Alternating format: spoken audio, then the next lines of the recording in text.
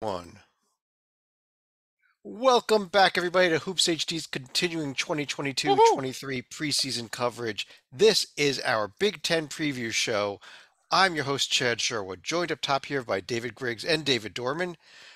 Right below me here from Bracketeer.org, we've got Rocco Miller. To his sides, John Titel and John Stalika. And this, along with all of our preseason content, if you're looking for it, is in our season previews tab There, right up top there. I Check it see it. out. You can You see see it? we've It's got right up there. interviews, we got podcasts, we got pre-conference previews. I don't know what else we got, but it's all up there. Interview with the selection committee chair, Chris Bradley. A few other things are up there. Is Joe Lenardi in his car still up there? Yeah, so that's up there Yeah, too. An all interview. right. We Yeah, had that Joe was great. Lenardi when he's driving his car. We have Yeah, interview with Barry Hinson up there. Okay. yeah. Anyhow, this is our Big Ten preview show, though. So this is a conference that uh, is currently at, what are we at, 14 teams this season, and I think we'll be Yeah. at 35 teams in a couple more seasons, the way it keeps expanding. But for now, we are still at the 14 team level here, and we look at the Big Ten this season. I think there's one team that, in my opinion at least, stands out to me as the team to beat here. I hate to say it, but Titel, let me start with you on this. Is it the Indiana Hoosiers, the team to be in this conference this season? I think so. I mean, they have the best player in the conference in Trace Jackson Davis, arguably a contender for National Player of the Year, although I don't think he's going to win it.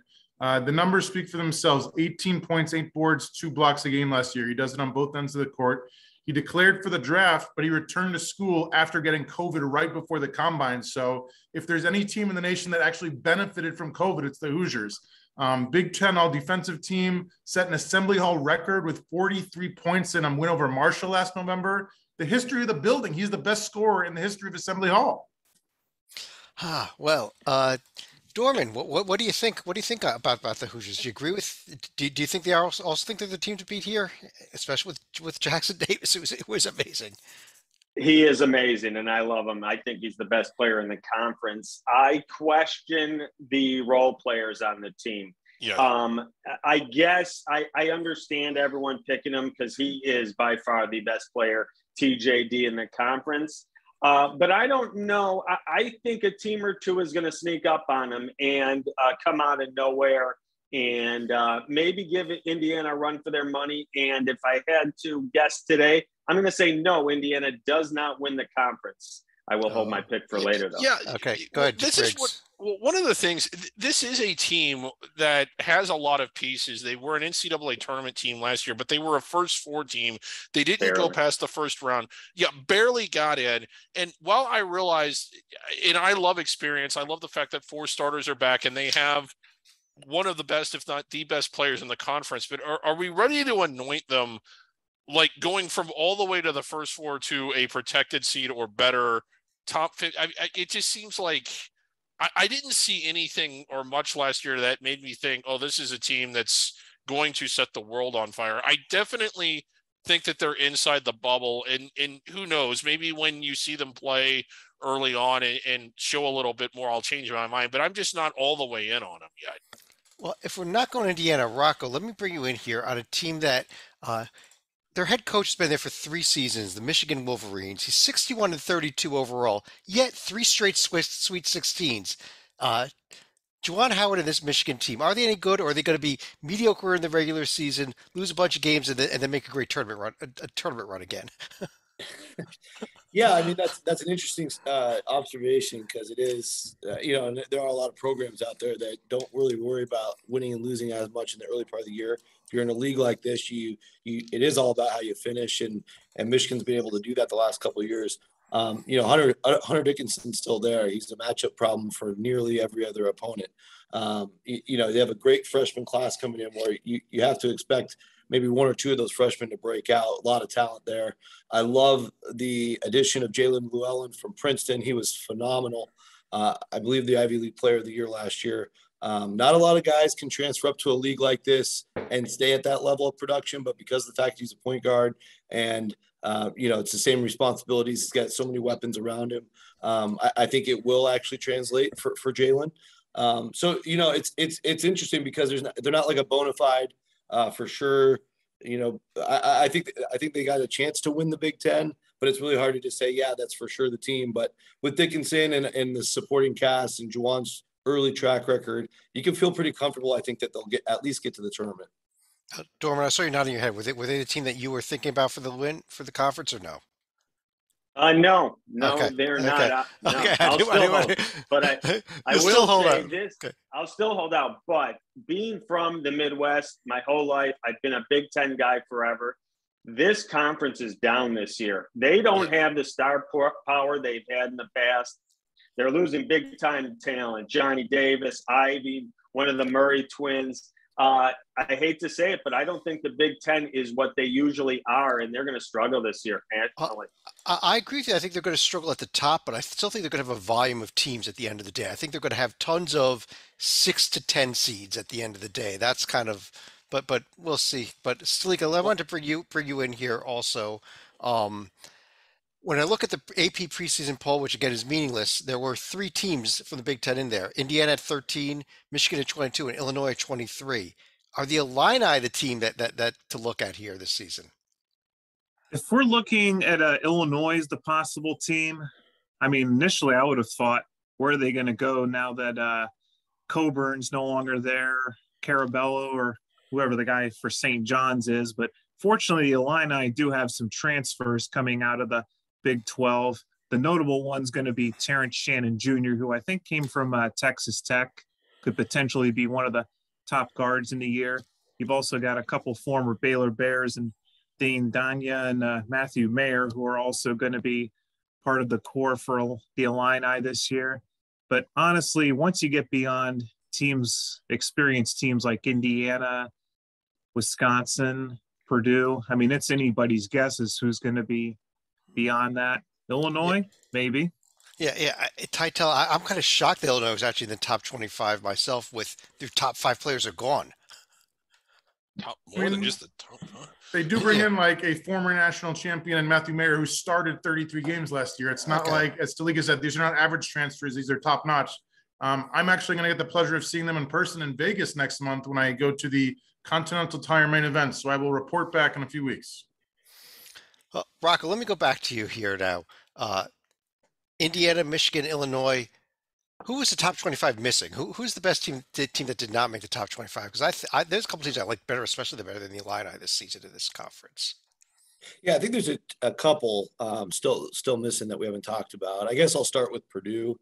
I think, Purdue might be looked at as a team that takes a drop off with what they lost, but I don't think I'm as concerned just from the fact that we're now going to get to see Zach Edey instead of just 19, 20 minutes a game. We'll probably get to see him almost 30 minutes a game if he stays out of foul trouble. That is obviously a matchup nightmare for just about everybody out there. And don't forget, Gillis was a really great player for them a couple of years ago. He's recovered from the injury. He's supposed to be ready to rock. I think that's a nice 1-2 punch. I think the only thing that really concerns me about Purdue, because Painter's got an unbelievable track record, no matter kind of where they're picked for preseason, is they took on David Jenkins Jr., a guy we know pretty well out here in the West. There are a lot of locker room problems surrounding him at Utah last year. We'll see if Painter can get him his head on straight. He was an unbelievable, prolific scorer at the South Dakota State level, but never really panned out at either UNLV or Utah the way they wanted him to. Now Purdue's going to take him on. So, but even if he kind of flails away, they've got depth, good freshman class there as well.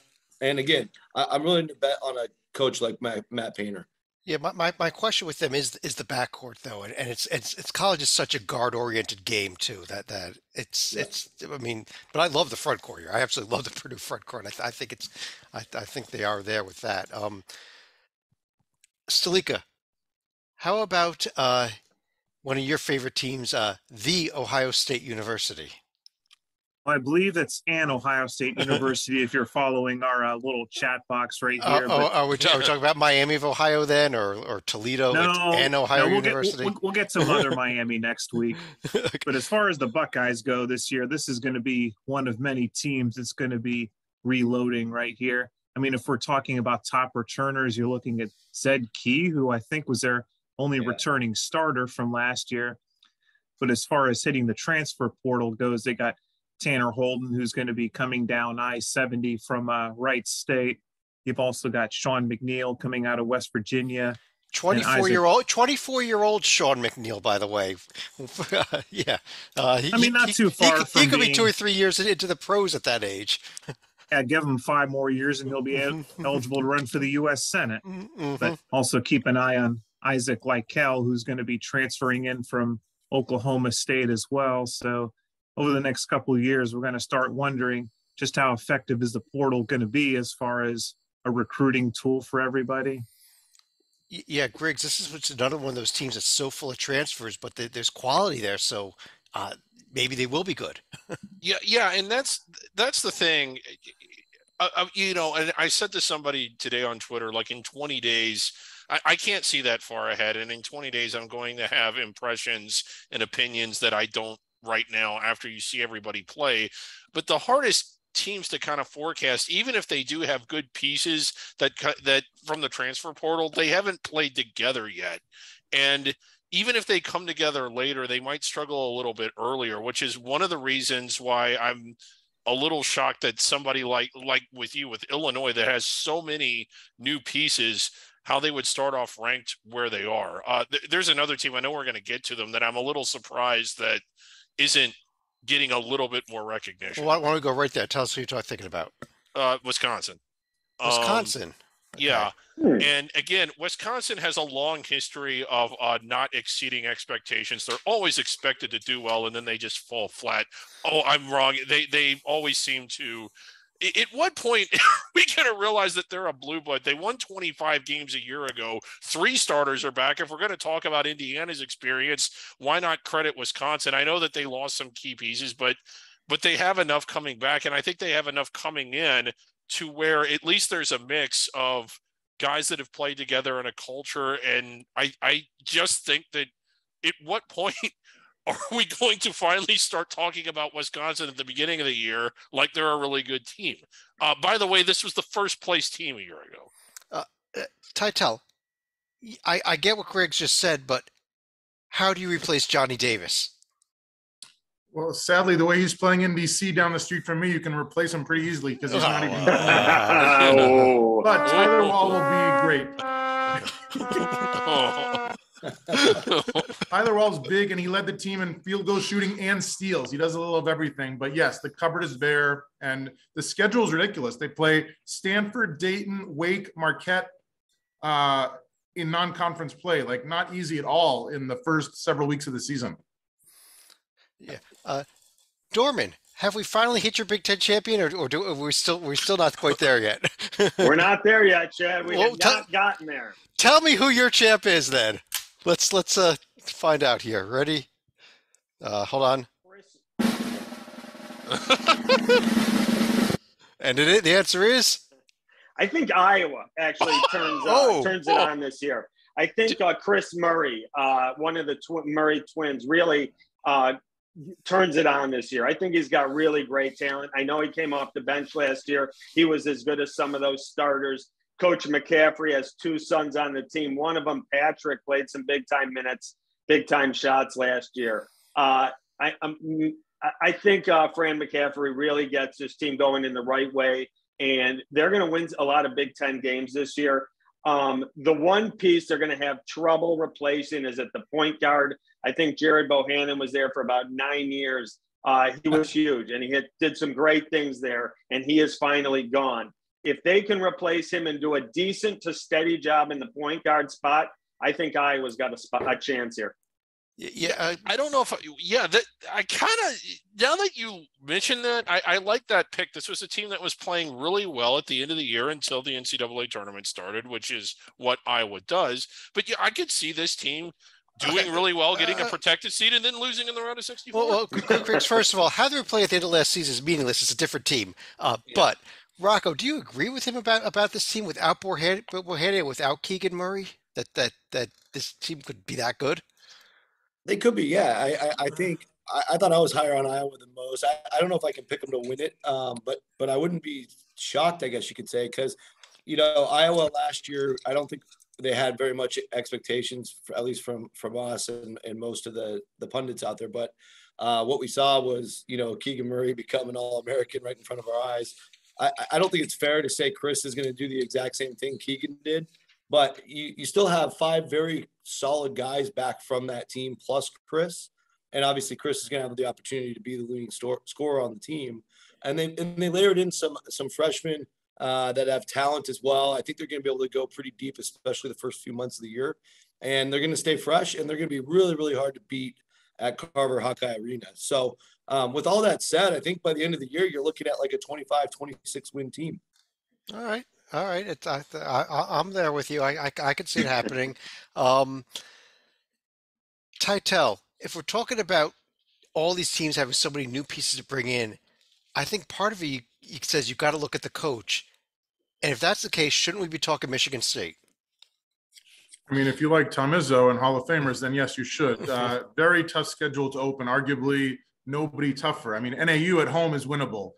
Playing Gonzaga in San Diego and Kentucky in Indianapolis, not so easy. Not to mention, they ease into it after that with Villanova and Alabama and Notre Dame. I mean, it's like a brutal schedule.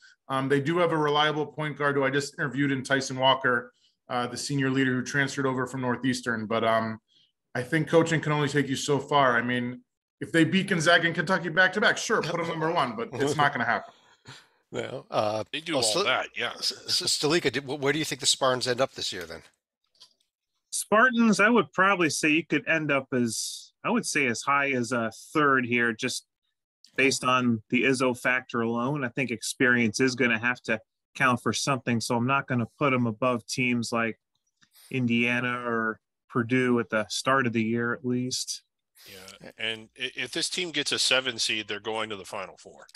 Exactly. Didn't happen last year, though. Yeah. Dorman, my Rutgers Scarlet Knights are starting life after Geo Baker and life after Ron Harper Jr., but we've got Omarui back. We got McConnell back. We got Mulcahy back. Can the Scarlet Knights make it another tournament appearance this year? I actually think so. Like I said before, I don't love the conference, but I think they have 3 or 4 key cogs that played decent supporting roles last year. If those guys can step up and score and defend, obviously, they got a chance. I think the ceiling here is 4th, 5th in the conference. I think that would be an incredible season for Rutgers.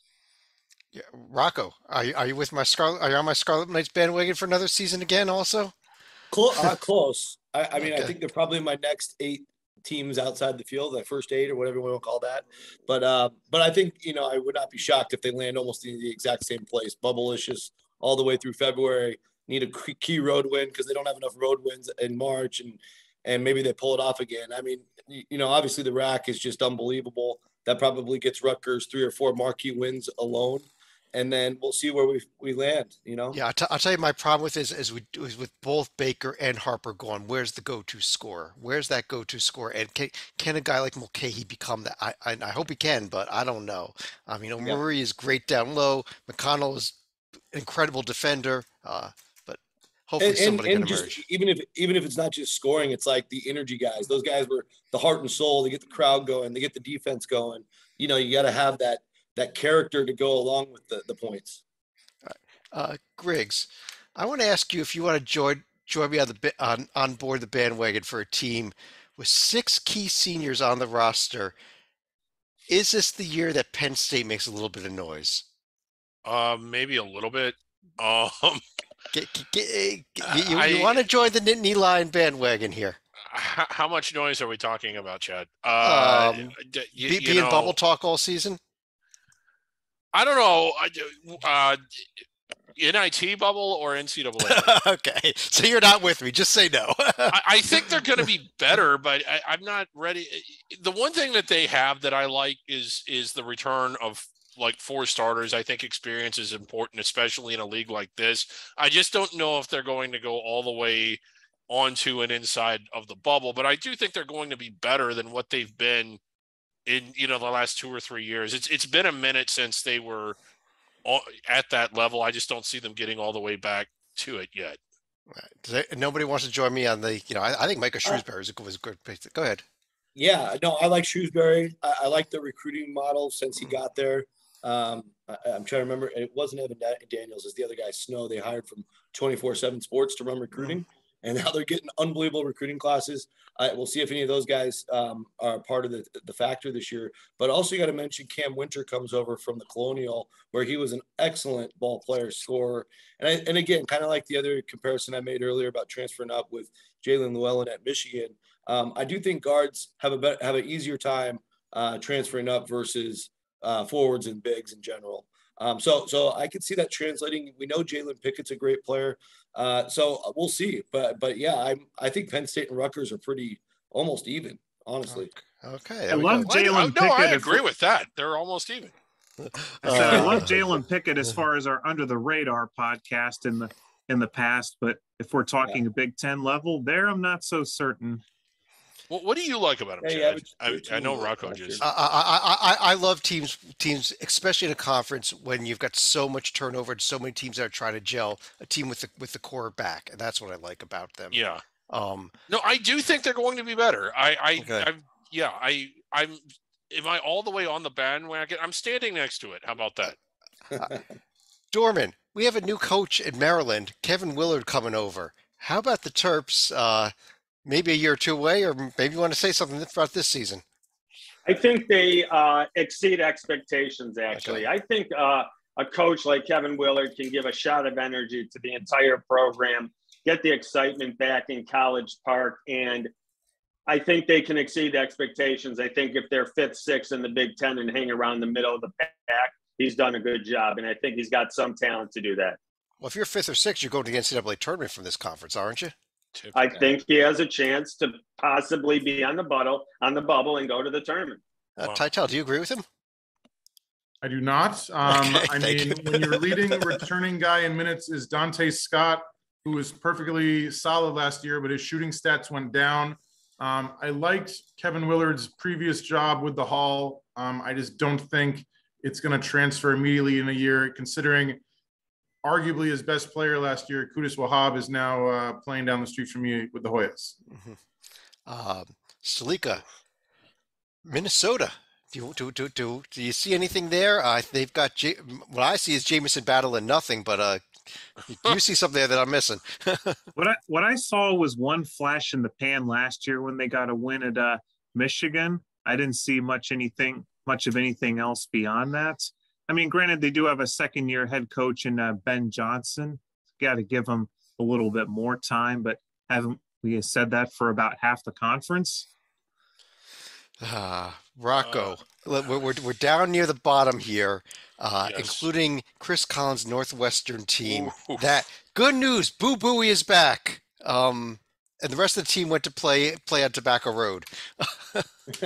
Yeah, Chase Audege is back as well. He's been pretty steady.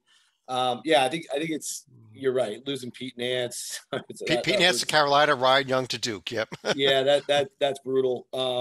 And you know, Verhoeven was decent at UTEP, but is the Big Ten. It's I think this is it for Chris Collins. Honestly, I think he's done at the end of the year. I think this job opens. Sadly, he did the one thing that they desperately wanted, got to one tournament, but won a game I think it's run its course, unfortunately, for Chris. Is this program? They've, as you said, they've been the one tournament. They've won one game in their entire history. I realize that academics are an issue and that there's potential challenges that maybe are more present there than other schools. But part of me thinks, how can they be where they are and never be any good? Dorman, any thoughts on that? Since you come from here where they are. I do. I'm a big Chris Collins fan. He was going to bring the Duke model with the high excellence in education and be able to get the recruits from the Chicagoland area and especially the inner city, and it really hasn't worked out. He just kept telling everyone he was going to get those inroads in the city, and he has yet to really get. I'm not looking for the big All-American candidates from the city, but that second and third tier, he never really plucked anyone and got the program going in the right direction and got, Chicago turned on to the program where everyone bought in and got the place rocking. Unfortunately, I'm with Rocco. This team is dead in the water this year, in really bad shape. I hope it's not the end for Collins, but it's not going well, and I don't see it getting better soon. Yeah. Griggs, I got to go back to you for the last team. I know they used to be one of your favorites. Yes. How cursed is the Nebraska Cornhuskers program? I think it's the only question we have to ask. Well, extremely. And again, another Chicago curse. They didn't win the World Series for what was it, 100 years because somebody wasn't allowed to bring a billy goat in. Who thinks they can bring a billy goat into a ballpark? Well, Nebraska fired Tim Miles, and they are going to be cursed for 1,000 years for that. Tytel, is there anything to look at for this Nebraska team this season at all, or should we just move on to the end of the program? We should move on, but there is reason to hope. Sam Giesel, the transfer from North Dakota State, he grew up in Lincoln. This is his dream school. He's a 6'6" point guard, and he scored 20 or more in 6 of his last 8 games last year. They're still going to be in the cellar, but he's a little ray of hope. I do have an issue, though, with somebody whose dream school is Nebraska in grew up basketball. In Lincoln. What do you expect? You can go to Nebraska Omaha. Come on. I mean, there's Creighton. Creighton's pretty good. Creighton. Yeah, There you Creighton. go. Creighton. Yep. Anyhow, what I want to do now, though, is move on to ask each of you 3 questions. Number 1, who's going to win the conference? Number 2, how many bids is the league going to get at the end of the day? And number 3, do you have any other final thoughts at all on the conference? Stalika, let me start with you on that. I'm probably going to go ahead and say Indiana would be my pick right here. I could also see this being a down year for the Big Ten. I'm probably looking at 5 to 6 bids overall. I'll probably lean towards 5 if I had to go for an answer. But as far as my final thought, there's going to be 4 games that are going to define Indiana during the non-conference. I will be there for one of them. They go to Xavier as part of the Gabbett games. It's a big one. Yeah. Yep, they also have a home game against North Carolina that's part of the ACC Big Ten Challenge. They also play Arizona out in Las Vegas, and I'm blanking on one other game, but that's also going to be right before January Big Ten play. All right, we'll try to figure out what that game was. Dorman, let me go over to you, though. I'm sticking with Iowa. I think Iowa is a surprise. Gets the Big Ten title here. My number of tournament teams and my final point kind of mixed together. This conference is down. I don't see them doing real well in the out of conference. And then once they get to conference, they're going to all start to beat each other up. I'm going real low. I'm going 4 teams in the tournament. Wow. Yeah. Okay. First, just quick note here. The missing game for Indiana is at Kansas and Lawrence. Rocco, Another easy one. Yeah. Yeah, another easy one. No problem. Rocco, let me right over to you. Yeah, so reluctantly, I have to pick somebody to win the league. It was hard, but I'll trust Matt Painter to get it done with that front court. I'll go Purdue.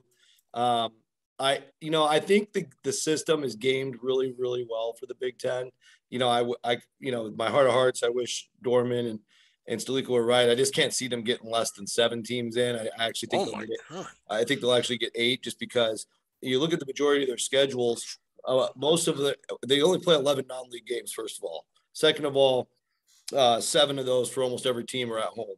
So that leaves 1 maybe Big Ten ACC Challenge road game if you're on the road. Plus, you got most of these teams are in three-game events that will have good competition. But as long as the league finishes with the way the net's set up and the non-conference schedule metrics are set up, if they win 75% of their non-league games, which they will, they're going to be in good shape to collect a bunch of bids between the 4 line and the bubble lines. And I think that's just what's going to play out, because we've seen this for the last 3-4 years now. Yeah, I first of all, I'm going to agree back with Stalika. I got Indiana winning this league personally, but I'm going to agree with Rocco. And I thought maybe I was crazy here, because I look at this as an 8-bid league also, and I'm looking at it because you've got to put 68 teams in this tournament, and I'm not certain that there's that this is a good conference to fill out those 8, 9, 10, 11, 12 seed lines here. And I'm not certain that Illinois, who's in the top 25 preseason, is even going to be one of those 8. So I'll throw that out there as well. I'm not high on them, but I could be wrong. But Tytel, let me head over to you. You have this huge spectrum here. Dorman's pushing 4 teams. You're pushing 8 teams. So I'll go right in the middle with 6. and I'll take the over because I think Indiana wins it all, although it is wide open. I think Iowa, Purdue, Michigan, Michigan State are strongly in. And then I think Ohio State or Illinois, or I'm hoping both make it. Sorry, Penn State, and sorry, Rutgers, and sorry, Whiskey. As far as a final thought, Halloween is upon us. And so I can't think of a more appropriate Halloween player than this guy right here. Boo Booey, everybody. Happy Halloween, Boo Booey. Happy Halloween, Boo Booey. All right. All right. Griggs, let me over to you. I'm going to side more with Dorman and thinking it's going to be 4 or 5 as far as the number of teams. I understand what Rocco's saying, but like I think that even when you look at the teams the Big Ten has gotten in the past, there was at least some semblance of notable out of conference wins. Indiana, who a lot of people are picking to win the league, including some of us, those 4 games that Stalika mentioned, I don't think they win any of them. I'm just. They might be one of the better teams in the league, and I think they're solidly inside the bubble, but I think they're closer to maybe 33rd than 13th right now. Now, again, they're talented. I could be wrong, but I'm just not all in on them. And we've seen teams left out, and the stated reason was lack of out of conference wins. We've seen Big Ten teams specifically left out for that reason. And we've seen conferences, even power ones, get fewer teams when, while they might win a lot of home bye games, if that's all that they've really done, the committee has made it clear, I think, that they want to see more than that. So I don't think it's a 1-bid league by any means, but I think it's closer to maybe, I'm going to go with 5 that get in. There you go. And I'm going to go with Whiskey to win it. Griggs just called it a single bid league. Yes, a single bid league. All right. I guess on that note, I do want to thank everyone for joining us for the Big Ten preview here. If you go up top there, you can check out all the other previews of the power conferences. We're going to be recording. We're recording, by the way, on the evening of October 26th. We'll be recording the Pac-12 in a little while tonight as well. But for now, on behalf of David Dorman, John Sleek up top, John Titel below me, Rocco Miller from Bracketeer.org, and David Griggs to his sides, I'm Chad Sherwood. Thanks for joining us. Talk to you again real soon.